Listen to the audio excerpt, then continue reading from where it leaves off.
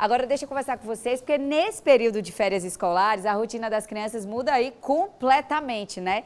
E o hábito precisa de mais cuidados, o uso prolongado de fones de ouvido para ver vídeos, para jogar no celular. Junta a isso também a exposição a barulhos de festa, né? As mudanças de tempo que trazem gripes e os muitos banhos de má piscina. Para tirar todas as dúvidas dos pais sobre como proteger a audição infantil nas férias, a nossa repórter Priscila Garni está ao vivo com o especialista e traz orientações práticas, né? Isso, tem que ter cuidado com essa audição dessas crianças, né, Pri? Bom dia mais uma vez para você.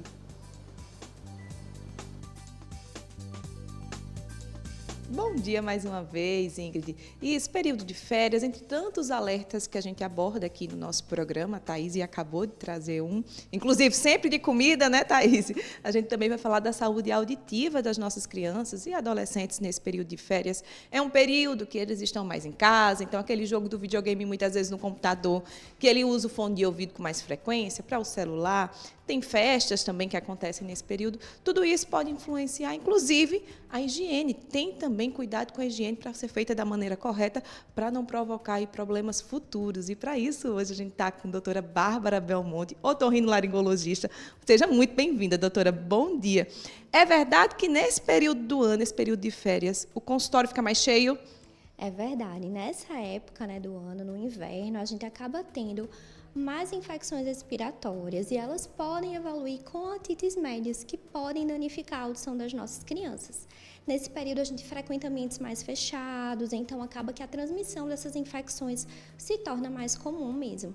Então, é importante, não só pelo uso, às vezes, com excesso do fone de ouvido, toda a rotina que as férias mudam, mas também por conta do ambiente, em época de inverno, então infecções virais também podem ocorrer, as infecções, isso? Isso é verdade, nessa época isso acaba ficando mais frequente. E nas férias, né, as crianças acabam ficando em muito tempo com os fones de ouvido, que é um risco para a audição das nossas crianças e adolescentes, né? O uso prolongado ou frequente desses fones pode causar uma perda auditiva induzida pelo ruído.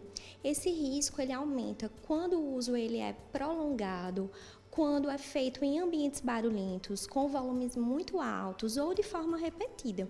E esse efeito ele é cumulativo, podendo causar uma perda de audição irreversível. Então, a gente tem que ter muito cuidado com os limites de volume que esses fones são utilizados, né? Existe uma recomendação formal da Academia Americana de Pediatria para um volume de até 75 decibéis em crianças e adolescentes. Volumes que ultrapassam esse limite podem danificar de forma permanente a audição das nossas crianças. Fica aí um alerta para os pais sempre estarem observando aí qual o volume que as crianças estão escutando. Tem algum sinal que o pai e a mãe vejam, acho que ele está perdendo um pouquinho da audição pelo uso frequente? Então, muitas vezes a criança que não atende quando é chamada, que pede para repetir informações durante a conversa, que fala muito alto, às vezes uma criança que parece ser desatenta, com pouca concentração, que tem uma queda no rendimento escolar em relação ao rendimento prévio, isso pode ser um sinal de que a audição dessa criança está em sofrimento.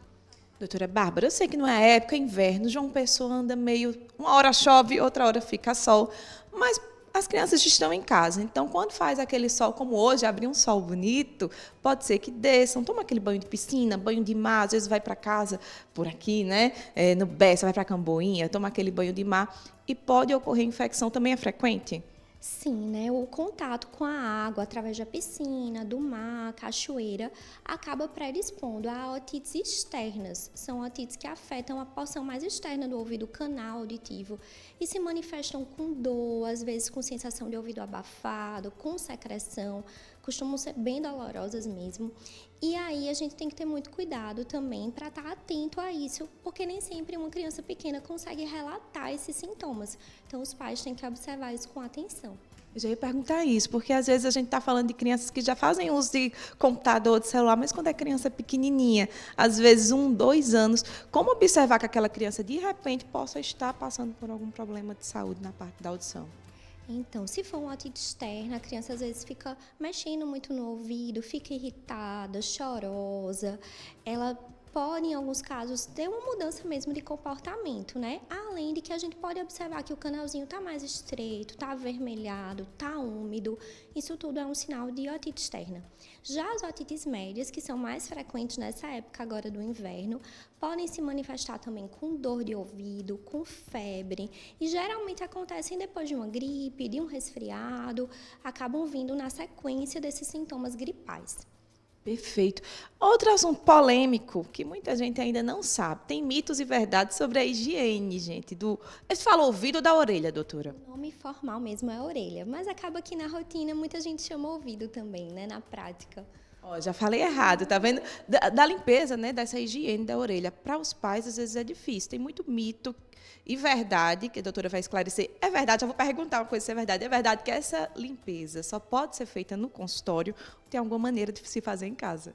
Então, o cotonete, né, o famoso cotonete, eu acho flexível, ele não pode ser usado dentro do canal auditivo. Então, isso realmente em casa não dá para fazer.